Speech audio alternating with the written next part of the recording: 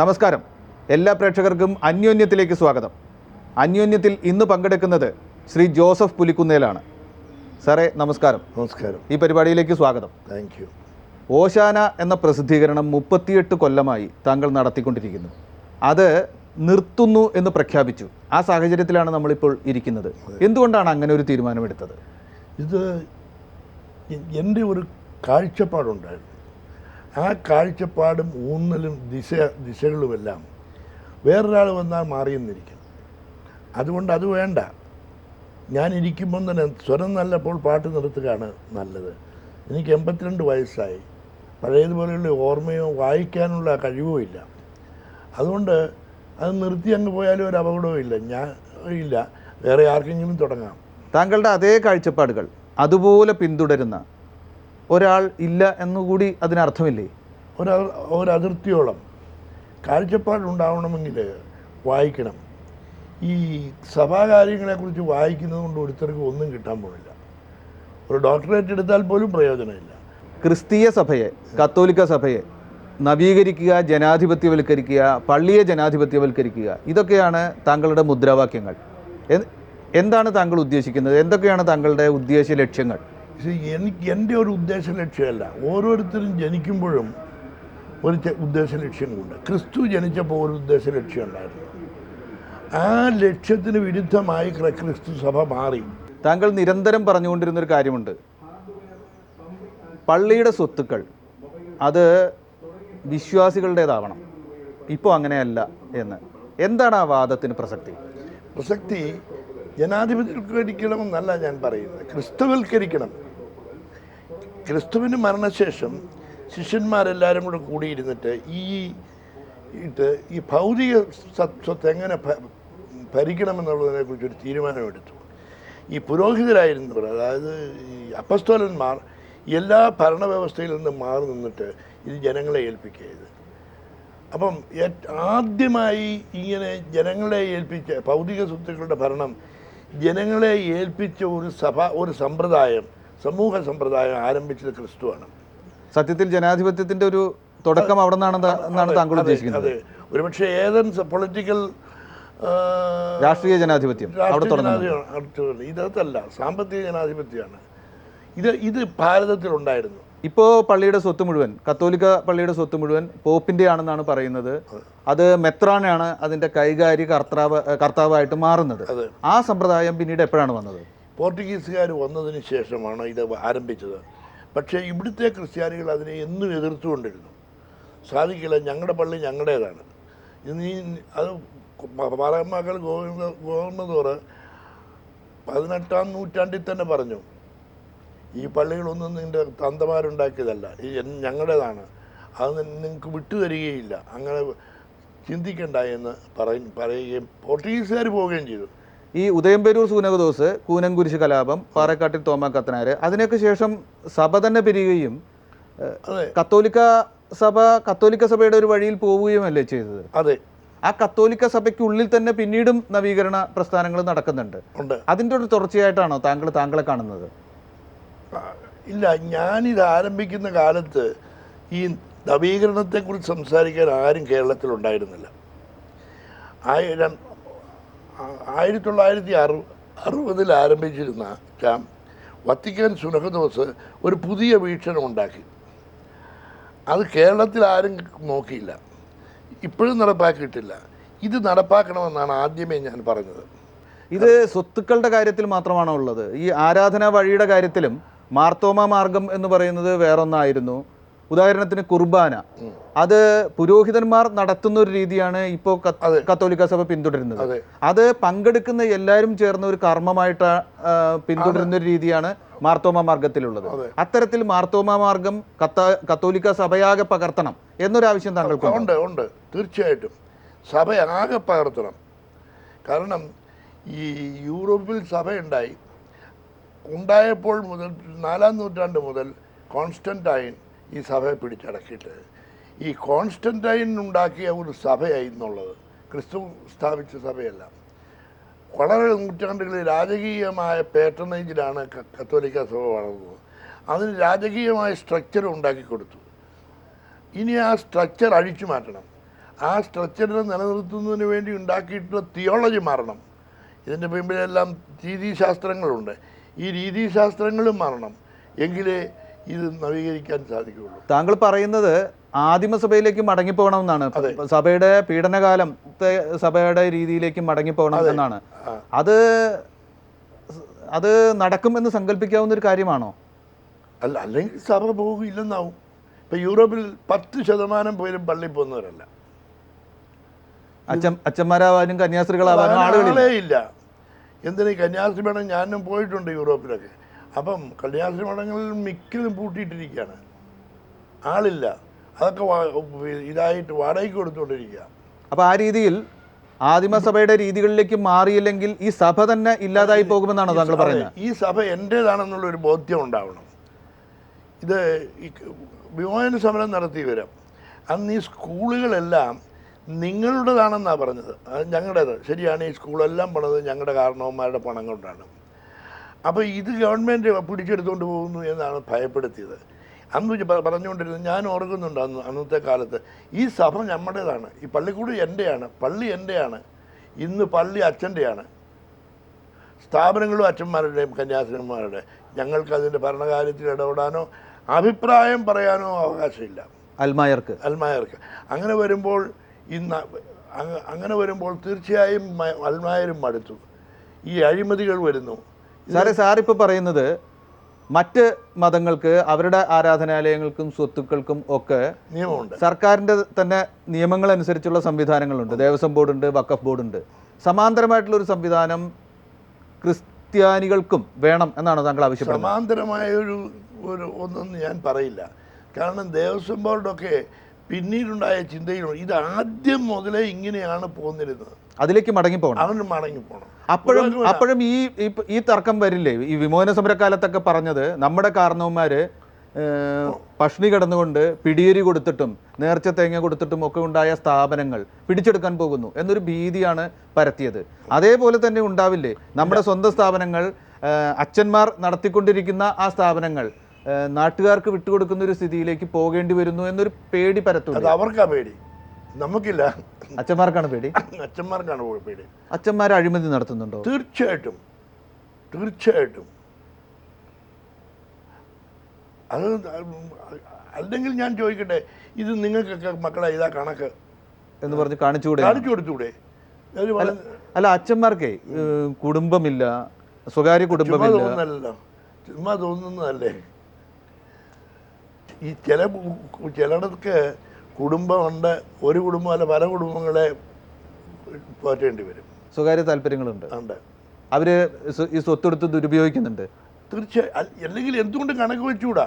ഈ കാര്യമാണ് 38 കൊല്ലമായിട്ട് ഓശാന പറഞ്ഞുകൊണ്ടിരുന്നത്. അതിനി ഗവൺമെന്റാണ് ചെയ്യേണ്ടത്.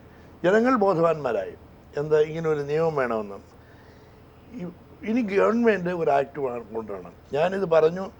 വി ആർ കൃഷ്ണയ്യർ കമ്മീഷൻ അത് അംഗീകരിക്കുകയും ചെയ്തു. ഒരു ഡ്രാഫ്റ്റ് ബില്ലും ഉണ്ടാക്കി.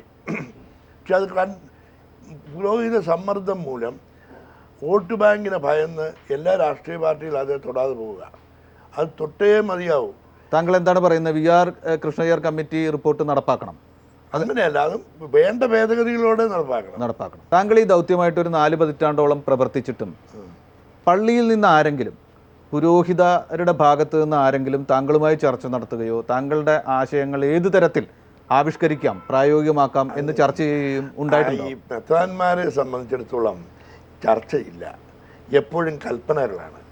ഇടയലേഖനത്തിലുള്ളൊരു കൽപ്പന അല്ല. ഇങ്ങനെ ഇരിക്കുന്ന ഒരു പ്രശ്നം നമുക്ക് എന്താ ചെയ്യേണ്ടതെന്ന് ചർച്ച ചെയ്യണ്ടേ? അതൊരിക്കലും ചെയ്യല. കസ്തൂരി രംഗം കമ്മിറ്റി ഇവരാരോടെ സംബന്ധിച്ച് എടുത്തങ്ങ് ചാടി വെടിവെക്കാനും പോക്കൃത്തരം കാണിക്കാനും. ഗാന്ധിജിയുടെ ഈ നാട്ടിലാണ് ഈ മെത്രാന്മാർ ഇത് പറയുന്നതെന്ന് ഓർക്കണം. അതിൻ്റെ അകത്ത് ശരിയോ തെറ്റോ എന്തോ ആയിക്കോട്ടെ, അത് ഇവിടുത്തെ രാഷ്ട്രീയ പാർട്ടികൾ ഏറ്റെടുത്തോളും. അതിനുള്ള സംവിധാനം നമുക്കുണ്ട്. ആ സംവിധാനത്തിന് വിട്ടുകൊടുത്താൽ പോരെ. പക്ഷേ ഈ വോട്ട് ബാങ്ക് കാണിച്ച് പേടിപ്പിക്കുക എന്നുള്ളതാണ്. ഇവർക്കൊരു വോട്ട് ബാങ്കും ഇല്ല. അതൊക്കെ വെറുതെ പറയുന്നതാണ്. വോട്ട് ബാങ്ക് ഉണ്ടായിരുന്നെങ്കിൽ ഈ ഓരോ പ്രാവശ്യവും ജനങ്ങളുടെ ഇഷ്ടമനുസരിച്ചാണ് ഗവൺമെൻറ്റിനെ തിരഞ്ഞെടുക്കുന്നത്. ഇവരുടെ വോട്ട് ബാങ്കിലൊന്നുമല്ല. ഇവിടെ KM മാണി പാലാ അതിന് ഒരു വലിയ ഉദാഹരണമാണ്. കെ മാണി 1965 തെരഞ്ഞെടുപ്പിൽ നിൽക്കുമ്പോൾ ഒരു മെത്രാൻ പോലും സഹായിക്കാനില്ലായിരുന്നു. പാലാ മെത്രാൻ എതിരായിരുന്നു. 3 തെരഞ്ഞെടുപ്പിൽ അതുപോലെ പിന്നെ മാണി ജയിച്ചു. അവസാനം ഇവർ മാണിയെ പിന്തുണയ്ക്കാൻ തുടങ്ങിയപ്പോഴാണ് അപകടം ഉണ്ടാകാൻ തുടങ്ങിയത്. മാണി ഇവിടെ നിന്നു, പ്രവർത്തിച്ചു, ജനങ്ങൾക്ക് വേണ്ടി പ്രവർത്തിച്ചു. ജനങ്ങൾക്ക് തോന്നിയപ്പോൾ മാണിക്ക് അവർ വോട്ട് കൊടുത്തു. ഇതെല്ലാ പാർട്ടികളും ചെയ്യാവുന്നതാണ്. പിന്നീടാണ് മാണിയെ പള്ളി അംഗീകരിച്ചത്. അതെ, അധികാരമുണ്ട്. എനിക്ക് അധികാരം കിട്ടിയ അന്നേരം പള്ളി അംഗീകരിച്ചു. മാണിക്കുള്ള അംഗീകാരമല്ല, അത് അധികാരത്തിനുള്ള അംഗീകാരമാണ്. അതെ അതെ. അത് മാത്രമല്ല, തെരഞ്ഞെടുപ്പുകൾ വരുമ്പോൾ ഏത് തരത്തിൽ വോട്ട് ചെയ്യണം എന്ന സൂചനയും പലപ്പോഴും മറ്റ് മതങ്ങളിലെ പുരോഹിതരിൽ നിന്ന് വ്യത്യാസമായി പള്ളിയിൽ നിന്ന് കൊടുക്കാറുണ്ട് എന്നൊരു അഭിപ്രായം താങ്കൾക്കുണ്ട്. അങ്ങനെ 1976 ഇവിടെ മാണി നിന്ന ആ ഒരു തെരഞ്ഞെടുപ്പിൽ മെത്രാൻ പിന്തുണ പ്രഖ്യാപിച്ചു. മാണിക്ക് എല്ലാവരും വോട്ട് ചെയ്യണമെന്ന് മീറ്റിംഗ് കൂടി വിളിച്ചു. അതിനെ ഞാൻ ചോദ്യം ചെയ്തു. 1 കൊല്ലക്കാലം മാണിക്ക് പുറത്ത് നിൽക്കേണ്ടി വന്നു. ഇങ്ങനെ തെരഞ്ഞെടുപ്പ് അടക്കമുള്ള ഐഹിക കാര്യങ്ങളിൽ നിന്ന് സഭ വിട്ടുനിൽക്കണമെന്നാണ് പറയുന്നത്. തീർച്ചയായിട്ടും ഇത് ഏറ്റു നടത്താൻ കഴിവുള്ളവരും ഇവിടെ വൈസ് ചാൻസലർ ആകാം, മന്ത്രിമാരാവാം, മുഖ്യമന്ത്രിയാവാം, ഭരണകൂടത്തിലെ ഉന്നത സ്ഥാനങ്ങളിൽ എത്താം ഇവിടുത്തെ അൽമായർക്ക്. പക്ഷെ ഇവിടെ മാത്രം ഒരു പ്രൈമറി സ്കൂളിൻ്റെ മാനേജർ സ്ഥാനം പോലും ആർക്കും കിട്ടുകയില്ല. അതെന്തുകൊണ്ടാണ്? ഇതൊന്നും നടത്തുന്ന ഈ രാജ്യം നടത്തിക്കൊണ്ട് പോകുന്ന അച്ഛന്മാരല്ലോ. ഒരു കാലത്തായിരുന്നു ഇവിടെയല്ല, യൂറോപ്പിൽ പള്ളി സ്ഥാപനങ്ങൾ പുരോഹിതർ തന്നെ നയിക്കുന്നത് തെറ്റാണെന്നാണ് താങ്കൾ പറയുന്നത്. പള്ളി സ്ഥാപനങ്ങൾ സഭ നയിക്കണമെന്ന് മാത്രമല്ല, അതിന്റെ ഭരണകർത്താക്കളായും എടുക്കണം. ലോഹ ധരിക്കാത്തവർ വരണം. അല്ല, ജനങ്ങൾ പറയാ ലോഹ ഇട്ട ഒരാൾ ഭരിച്ചോട്ടെ എന്ന് പറഞ്ഞാൽ ശരി. ഇതങ്ങനെയല്ല. ഒരു പുരോഹിതൻ അതിന് യോഗ്യനാണെന്ന് അൽമായർ കണ്ടെത്തിയാൽ അവർക്ക് കൊടുക്കും, അവർക്ക് സ്ഥാപനം നയിക്കാം. ഇവിടെ ഇപ്പം മെത്രാനെ നിയമിക്കുന്നത് എവിടെയാ? ഇവിടെ കുറേ പേര് കൂടിയിരുന്ന്, അതും ഡൽഹിയിൽ നിന്നുള്ള ചരടുണ്ട്, ഡൽഹി ഇന്റർനാഷണലിലുള്ള ചരടുണ്ട്. ഒരാളെ നിയമിക്കുന്നു, 3 പേരെ തിരഞ്ഞെടുക്കുന്നു. അതിൽ ഒരാളെ പിന്നെ ഇവിടുത്തെ മെത്രാൻ സമിതി തിരഞ്ഞെടുക്കുന്നത്. എന്നാ ഞാൻ ആലോചിക്കുക, ഇതെന്തുകൊണ്ട് തിരഞ്ഞെടുത്ത് ഇവിടെ വോട്ട് ചെയ്ത് അറിയാൻ മേലാത്തവരല്ല കേരളത്തിലുള്ളത്. നമുക്കൊരു മെത്രാനെ വേണം. ആരാണ് യോഗ്യൻ? നിങ്ങൾ ഈ കടലാസിൽ എഴുതിയിട്ട് ചോക്കും. അങ്ങനെ ഭൂരിപക്ഷം വരെ ഞങ്ങൾക്ക് കൊടുക്കാൻ പാടില്ലേ? താങ്കൾ സഭയുടെ തന്നെ ഒരു കലാലയത്തിൽ ദേവഗിരി കോളേജിൽ അധ്യാപകനായിരുന്നു. പിന്നീട് സഭയുമായി തെറ്റി ആ ജോലി വേണ്ട എന്ന് വെച്ചതാണ്. അതെ, 48 കൊല്ലമായി. അതിനുശേഷമല്ലേ താങ്കൾ ഒരു വിമതനായി മാറിയത്? എന്തായിരുന്നു ആ അനുഭവം? ഒരു സ്ഥാപനം, ക്രിസ്ത്യൻ സ്ഥാപനത്തിൽ നീതി നടക്കണം, നീതിയുടെ നിർവാഹകരാകണം പുരോഹിതന്മാർ. ഞാൻ അവിടെ ഈ കോളേജുകളിലും സ്കൂളുകളിലുമെല്ലാം അന്ന് ഉണ്ടായിരുന്ന ഒരു വ്യവസ്ഥ, മെത്രാൻ പറയുന്നത് അല്ലെ അച്ഛൻ പറയുന്നതാണ് നിയമം. അച്ഛൻ ആരെയും മുണ്ടശ്ശേരിയുടെ അനുഭവമുണ്ട്, പിന്നെ അനുഭവമുണ്ട്, അങ്ങനെ 100 കണക്കിന് പുരോഹിതരുടെ അനുഭവമുണ്ട്. അപ്പം അവരുടെ നീതിബോധമില്ലായ്മയാണ് ഇതിനെല്ലാം കാരണമായത്. താങ്കൾ ഇത്തരത്തിലുള്ളൊരു നിലപാടെടുത്ത് ക്രിസ്തീയ സഭ പോലെ സുഘടിതമായ ഒരു സമൂഹത്തിന് മുമ്പിൽ നിൽക്കുമ്പോൾ താങ്കൾക്ക് ഭീഷണികൾ ഉണ്ടായിട്ടുണ്ടോ? ഒറ്റപ്പെടുത്തലുണ്ടായിട്ടുണ്ടോ? ഒറ്റപ്പെടുത്തൽ ധാരാളമായിട്ടുണ്ടായിട്ടുണ്ട്, ഭീഷണികളൊന്നും ഉണ്ടായിട്ടില്ല. എന്തുകൊണ്ടത്? വിലപ്പോവില്ലെന്ന് വിചാരിച്ചിട്ടാണോ? ഈ പ്രദേശത്തെ ജനങ്ങൾ നല്ലവരായതുകൊണ്ട് അച്ഛന്മാർ കേൾക്കുന്നതല്ല അത്. പിന്നെ എൻ്റെ കുടുംബത്തിൽപ്പെട്ടവരൊക്കെ എന്നെ എതിർത്തിട്ടുണ്ട്, അത് ശരിയാ. എൻ്റെ വീട്ടിൽ കയറുകയായി ഉണ്ടായിരുന്നു, ബോയ്ക്കോട്ട് ചെയ്യാൻ നോക്കി. ഞാനതൊന്നും വഹിച്ചില്ല. 5-6 വർഷം മുമ്പ് താങ്കളുടെ ഭാര്യ മരിച്ചപ്പോൾ അവരെ പള്ളിയിലല്ല അടക്കിയത്. അല്ല, അത് പള്ളി അതിന് തയ്യാറാകാതിരുന്നത് കൊണ്ടാണോ? അല്ല, അവളുടെ ആഗ്രഹം അതായിരുന്നു. അവിടെ സെമിത്തേരി ദഹിപ്പിക്കാൻ യാതൊരു സംവിധാനവും ഇല്ല. പിന്നെ എന്ത് ചെയ്യും? ദഹിപ്പിക്കണമെന്നൊരു ഭാര്യയ്ക്കുണ്ടായിരുന്നു. ഞാൻ എന്നെ ദഹിപ്പിക്കണം എന്ന് പറയുന്നത് അവൾ കേട്ടിട്ടുണ്ട്. അപ്പം അവൾ മരിക്കാറായപ്പം മക്കളെ വിളിച്ച് പറഞ്ഞു, എന്നെ ഡാഡിയെ പോലെ ദഹിപ്പിച്ചാൽ മതി. പള്ളിയിൽ മറവ് ചെയ്യലാണ് ഉള്ളതെന്നുള്ളത് കൊണ്ട് സ്വന്തം സ്ഥലത്ത് ദഹിപ്പിച്ചു. അതെ, അതല്ലേ നല്ലത്. സ്ഥലമുള്ളിടത്തോളം കാലം ഈ ഒരു പബ്ലിക് ടോയ്ലറ്റ് പോലെയുള്ള ഈ പള്ളി സെമിത്തേരി നമുക്ക് തന്നെ ഒരു ടോയ്ലറ്റ് ഉണ്ടാക്കിയാൽ എന്താ? താങ്കള് സ്വന്തം ശവം ദഹിപ്പിക്കണം എന്ന് ആവശ്യപ്പെട്ടു എന്ന് പറഞ്ഞു. ആ ഒരു നിലപാടിലാണ് താങ്കൾ നിൽക്കുന്നത്. പിന്നെ കുഴിച്ചിടുക എന്ന ഇവിടെ കല്ലറ നിങ്ങൾക്കറിയോ ഒരു കല്ലറയ്ക്ക് എന്നാ വിലയെന്ന്? ആ സമ്പ്രദായത്തെ താങ്കൾ എന്തുകൊണ്ടാണ് എതിർക്കുന്നത്? എതിർക്കുക അതിന്. 1.5 ലക്ഷം രൂപയാണ് ഈ പറഞ്ഞങ്ങാനത്തെ ഒരു കല്ലറയ്ക്ക്. അൽഫോൻസാമ്മയുടെ വരുമാനം വേറെ. കാരണം ഇത് ശുംഭന്മാരല്ലേ ഇത് ചെയ്യുന്നത്. വിവരമുള്ള വല്ലവരും ചെയ്യുമോ? ഈ ശുംഭന്മാരെ നന്നാക്കാൻ എനിക്ക് ഇല്ല, സഭയെ നന്നാക്കാനാണ് ആഗ്രഹം. അല്ലാതെ ഈ കാശുണ്ട് അതിൻ്റെ പ്രതാപം കാണിച്ചാൽ മരിച്ചാലും കാണിക്കണമെന്ന് പറഞ്ഞ് നടക്കുന്നവരെ മനുഷ്യ കാണിച്ചു പൊക്കോട്ടെ. ഈ മൃതശരീരം ദഹിപ്പിക്കണം എന്നതുപോലുള്ള നിലപാടുകൾ എടുത്തത് കൊണ്ടാണോ താങ്കൾ സംഘപരിവാർ ബന്ധമുള്ള ഒരാളാണെന്ന് പലപ്പോഴും ആരോപിക്കപ്പെടാറുണ്ട്? അതിലെന്തെങ്കിലും ആ ആരോപണത്തോടെ എന്തു പറയും? യാതൊരു ഇതുമില്ല. ഞാൻ ഇവിടെ ക്രിസ്ത്യാനികളും സംഘപരിവാർ RSS എന്ന് പറയുന്നത്, സംഘപരിവാർ എന്നാന്ന് പോലും എനിക്കറിയത്തില്ല, വടക്കേ ഇന്ത്യയിൽ അങ്ങോട്ടും ഇങ്ങോട്ടും കയ്യേറ്റങ്ങൾ നടന്നു. ഇത് അത് ഇല്ലെന്നാക്കണം. അതിന് അവർ മുൻകൈ എടുക്കാമെന്ന് പറഞ്ഞിട്ട് ഇവിടുത്തെ മെത്രാന്മാർ തയ്യാറായില്ല. ചർച്ച ചെയ്യാൻ തയ്യാറല്ല, കൽപ്പിക്കാനേ ഉള്ളൂ. അപ്പം ഞാൻ അങ്ങനെ കുറേ പേരെ ഇവിടെ വിളിച്ചു കൂട്ടി. ജസ്റ്റിസ് KT തോമസ് ഉണ്ടായിരുന്നു, ഡോക്ടർ പൈലി ഉണ്ടായിരുന്നു, അങ്ങനെയുള്ള കത്തോലിക്ക ക്രൈസ്തവ നേതാക്കളെയും RSS നേതാക്കളെയും ഇവിടെ വിളിച്ചു കൂട്ടി ഒരു ചർച്ച നടത്തി. അതിൻ്റെ പേരിലാണോ ഇത്തരം പരാതികൾ വന്നത്? ഞാൻ ഏതെങ്കിലും പൊളിറ്റിക്കൽ പ്ലാറ്റ്ഫോമിൽ പോയിട്ടുണ്ടോ? താങ്കളുടെ എതിരാളികൾ പറയുന്നത് താങ്കളുടെ സംഘടനയുടെ പേര് Indian institute of Christian studies എന്നായിരുന്നു. പിന്നീട് BJP ഒക്കെ രാഷ്ട്രീയ അധികാരത്തിലേക്ക് എത്തുന്ന ഒരു കാലമായപ്പോഴേക്കും താങ്കൾ അത് മാറ്റി ഭാരതീയ ക്രിസ്തീയ വിചാര കേന്ദ്രം എന്നാക്കി. അതൊക്കെ ശരിയാണോ? അല്ല, ഇപ്പോഴും Indian institute of Christian studies ആണ്. മറ്റത് മലയാളത്തിൽ പറയുന്ന പേര്, മലയാളത്തിൽ പറയുന്നത് പരിവാരവും ഇല്ല. അത് ഭാരതീയ വിചാര കേന്ദ്രം എന്നുള്ള ഇതില്ല, ഭാരതീയ ഇൻസ്റ്റിറ്റ്യൂട്ട് എന്നുള്ളതാണ്. ഭാരതീയ ഇൻസ്റ്റിറ്റ്യൂട്ട് എന്നാണ്. ആ ഭാരതീയ എന്ന വാക്കിൽ നിന്നാണോ ഇത്തരം പരാതിക്കാർക്ക് പരാതി ഉണ്ടാവുന്നത്? അല്ല, നമ്മളെ എതിർക്കുന്നതിന് ഈ രാഷ്ട്രീയത്തിലൊരു വിഭാഗം പേരെ കൂട്ടുപിടിക്കാൻ വേണ്ടിയിട്ടാണ്. ഇപ്പം ഞാൻ സംഘപരിവാരമാണെന്ന് പറഞ്ഞു കഴിഞ്ഞാൽ അല്ലാത്തവരൊക്കെ അവരെ സപ്പോർട്ട് ചെയ്യുമല്ലോ. അതിനാണ് ഇത് ചെയ്യുന്നത്. എന്നെ ഒരു കാലത്ത് കമ്മ്യൂണിസ്റ്റാക്കി. കമ്മ്യൂണിസ്റ്റാണ്, ഭയങ്കര സഭയ്ക്കെതിരാണ്, കമ്മ്യൂണിസ്റ്റാണ്. ഞാൻ കമ്മ്യൂണിസ്റ്റ് അല്ലായിരുന്നു, ഇന്നും കമ്മ്യൂണിസ്റ്റ് അല്ല. മോദിയെ പിന്തുണച്ച് ചില ക്രിസ്തീയ മതമേലധ്യക്ഷന്മാരൊക്കെ രംഗത്ത് വന്നത് ചർച്ച ചെയ്യപ്പെട്ടുകൊണ്ടിരിക്കുകയാണ് കേരളത്തിൽ. എന്താണ് അത്തരം സഭാ നേതാക്കളുടെ നിലപാടിനെ കുറിച്ച് അഭിപ്രായം? ഒരു പാർട്ടിയെ നമ്മുടെ കൂടെ നടത്തും, അവരുടെ തന്ത്രം അതാണ്. മറ്റവരുമായിട്ട് ഫൈറ്റ് ചെയ്യും. അപ്പോൾ രാഷ്ട്രീയമായൊരു പിന്തുണ ഇവിടെയുള്ളത് കൊണ്ട് രാഷ്ട്രീയ പാർട്ടികൾ മുമ്പോട്ട് വന്നിട്ട് ഇവരെ സപ്പോർട്ട് ചെയ്യും. എന്നിട്ട് കുറച്ച് കഴിയുമ്പോൾ അവരെ വിടും, എന്നിട്ട് അടുത്തത് കയറി പിടിക്കും. ഇത്രയേ ഉള്ളൂ. ഇവിടെ കമ്മ്യൂണിസ്റ്റ് പാർട്ടി അധികാരത്തിൽ വരും എന്ന് പറഞ്ഞാണ് കോൺഗ്രസിനെ സപ്പോർട്ട് ചെയ്തുകൊണ്ടിരുന്നത്. കമ്മ്യൂണിസ്റ്റ് അധികാരത്തിൽ വന്നു കഴിഞ്ഞപ്പോഴേ ഉടനെ ഏറ്റവും കൂടുതൽ സ്വീകരണം നടത്തിയതും പെട്ടെന്ന് അച്ഛന്മാരും മെത്രാനും ഒക്കെ കമ്മ്യൂണിസ്റ്റുമായി. ഇപ്പൊ മോദി വന്നാലോ എന്ന് കരുതിയാണോ അദ്ദേഹത്തിന് പിന്തുണയുമായി ചിലര് രംഗത്ത് വരുന്നത്? പിന്നെ അത് തന്നെയുള്ളൂ. അവസരവാദമാണോ അത്? അതിന് എന്ത് പേര് നിങ്ങൾ വിളിച്ചാലും വേണ്ടിയല്ല, എന്തെങ്കിലും നേട്ടങ്ങൾ കിട്ടാൻ വേണ്ടിയിട്ടുള്ള നിലപാടാണ്. അതൊന്നുമില്ല, അവരുടെ സ്ഥാപിത താല്പര്യങ്ങൾ നിലനിർത്താൻ വേണ്ടി. അല്ല, സഭയുടെ ക്രിസ്ത്യൻ സമൂഹത്തിൻ്റെ അല്ല, അച്ഛന്മാരുടെ.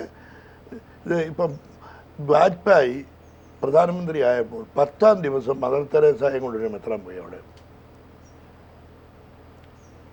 അത് ഈ മറ്റു പാർട്ടികളുടെ വിശാല മനസ്കതയെ ചൂഷണം ചെയ്യാനാണ് പോകുന്നത്. അന്നേരം എല്ലാവരും കണ്ടോ, നമ്മുടെ വാജ്പേയി ഇവിടെ മന്ത്രിസഭ വന്നു, ഉടനെ മെത്രാന്മാരും പോയില്ലേ നമ്മളെ സഹായിക്കും എന്ന് വെച്ചാൽ അവരുടെ സപ്പോർട്ട് വാങ്ങാൻ വേണ്ടി വടക്കേ ഇന്ത്യയിൽ.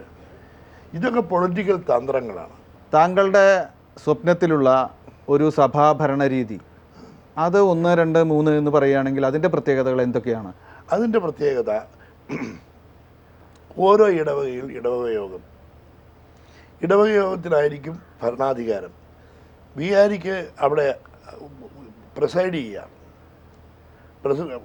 ഓരോ കാലഘട്ടത്തിലും വരുന്ന വികാരിമാർക്കത് പ്രിസൈഡ് ചെയ്യാം. അങ്ങനെ ഈ സമിതിയിൽ നിന്നും മെത്രാൻ സമിതിയിലേക്ക് കുറേ പേരെ നോമിനേറ്റ് ചെയ്യാം. ജനസംഘാതീതമായി ഓരോ തിരഞ്ഞെടുക്കുക. അവരുടെ കീഴിലായിരിക്കും മെത്രാൻ. പണം മുഴുവൻ കണക്ക് വയ്ക്കണം, ഓഡിറ്റിന് വിധേയമാക്കണം. അച്ഛന്മാർ ആത്മീയ കാര്യങ്ങൾ നടത്തണം, രാഷ്ട്രീയത്തിൽ ഇറങ്ങാനേ പാടില്ല. ഇതൊക്കെയാണ് എൻ്റെ കാടൻ സ്വപ്നങ്ങൾ. ഈ സ്വപ്നങ്ങൾ എന്തെങ്കിലും നടപ്പിൽ വരും എന്ന് താങ്കൾ വിചാരിക്കുന്നുണ്ടോ? ഇപ്പം ഇംഗ്ലണ്ടിലൊക്കെ എന്നാ നടക്കുന്നത്? അവിടെ എലിസബത്ത് അവിടെ മുഴുവൻ രാജാക്കന്മാരല്ലായിരുന്നു. എലിസബത്ത് രാജ്ഞിക്ക് എവിടെയാണ് അധികാരം? കാര്യം ക്രൗണാണ് ഭരിക്കുന്നതെന്ന് പറയും. ഈ പാർലമെൻറ്റും മന്ത്രിസഭയും ക്രൗണും ക്യൂനും കൂടെ കൂടിയതാണ് ഭരണം. പക്ഷേ ക്യൂണിന് അവിടെ എന്തോരാ ഇതുണ്ട്. എന്നിട്ട് എന്ത് പറ്റി? ഈ യൂറോപ്പിൽ റോമൻ കത്തോലിക്ക സഭയുടെ കൂടെ നിന്ന സ്പെയിന്, പോർട്ടുഗല്, ഫ്രാൻസ് മുതലായ നില എന്താണ് അവിടെ ഇപ്പോൾ? അവരെല്ലാം ജനാധിപത്യമായി അല്ലേ? എന്നിട്ട് അവിടെ സഭയ്ക്ക് എന്നെ നഷ്ടപ്പെട്ടു. എന്ത് പറ്റി? ഇവരുടെ ആടയാഭരണങ്ങൾ നഷ്ടപ്പെട്ടു. അല്ലാതെ സഭയ്ക്കൊന്നുമില്ല. ഈ ആവശ്യമില്ലാതെ കെട്ടിവെച്ച കുറച്ച് കെട്ടുകാഴ്ചകളുണ്ടല്ലോ, അത് നഷ്ടപ്പെട്ടു. അപ്പൊ താങ്കൾ ആഗ്രഹിക്കുന്നത് പോലൊരു സഭ നാളെ ഒരു കാലത്ത് ഉണ്ടാവും എന്നാണ് താങ്കൾ ഉറച്ചു വിശ്വസിക്കുന്നത്? ഉണ്ടാകാതിരിക്കാൻ സാധ്യമല്ല. അല്ല, ഇപ്പം തന്നെ മാർപ്പാപ്പ പറഞ്ഞില്ലേ മാറണമെന്ന്. ഈ രാജകീയത നമുക്ക് കൊള്ളൂല എന്ന് പറഞ്ഞില്ലേ മാർപ്പാപ്പ? അങ്ങനെ പലതും പറയുന്നുണ്ട്. തെരുവിലാണ് സഭയുടെ സ്ഥാനം എന്ന് അദ്ദേഹം പറയുന്നുണ്ട്. മാർപ്പാപ്പയുടെ ദർശനങ്ങൾ താങ്കളുടെ ദർശനങ്ങളുമായി ഒത്തുപോകുന്നതാണെന്നാണ് പറയുന്നത്. തീർച്ചയായിട്ടും ഒരിക്കലും ഈ സഭ ഒരു രാജകീയ പ്രസ്ഥാനമല്ല, ആയിരുന്നില്ല. റോമാ സാമ്രാജ്യം ആരെ കൊന്നോ ആ ആളിൻ്റെ പേരിലാണിത് നടക്കുന്നത്. ഈ അധികാരം, ആ അധികാരം തീർച്ചയായും ക്രൈസ്തവമാണ്. താങ്കൾ പറയുന്ന ഈ സഭയുടെ ഒരു കാലത്തേക്ക് ഫ്രാൻസിസ് മാർപ്പാപ്പയ്ക്ക് ഇന്നത്തെ ക്രിസ്തീയ സഭയെ നയിക്കാനാവുമോ? അങ്ങനെ ആയുസുണ്ടോ ഇല്ലയോ എന്ന് എനിക്കറിയില്ല. കാരണം ഞാൻ ഈ സഭാചരിത്രം വായിച്ചിട്ടുണ്ട്. വളരെയധികം പേരെ വിഷം കൊടുത്തു വന്നിട്ടുണ്ട്. അങ്ങനെ ഒരു ആരോപണമുണ്ട്. ആരോപണം അല്ല, വസ്തുതയാണ്. അപ്പം അത് ഇന്നുമില്ലെന്ന് എങ്ങനെയാണ് പറയാൻ കഴിയുക? ഫ്രാൻസിസ് മാർപ്പാപ്പ ഈ നിലപാടെടുത്താൽ അദ്ദേഹത്തെ അപകടപ്പെടുത്തും. ചിലപ്പം ഒരു ഗുളിക പോരെ, കാപ്പിയിലോട്ട് ഒരു ഗുളിക ഇട്ടാൽ മതിയല്ലോ. എന്തായാലും താങ്കൾക്ക് എല്ലാ ആശംസകളും ഭാവുകങ്ങളും. Thank you.